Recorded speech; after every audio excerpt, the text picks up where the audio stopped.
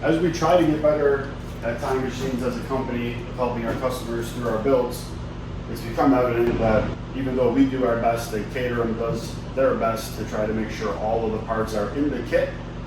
From time to time, they're missing parts.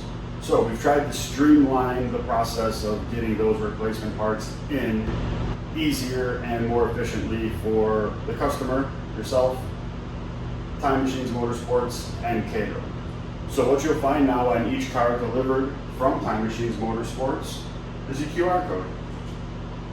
If you're missing a part or have a technical question, all you do is get your phone out, use the picture feature, and that will scan the QR code.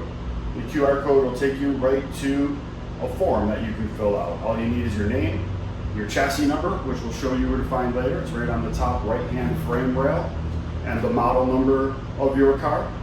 You fill out a short email just letting us know what you're missing or what your question is, and that email gets distributed to several of us so that you should be able to get a quick answer about what your problems are.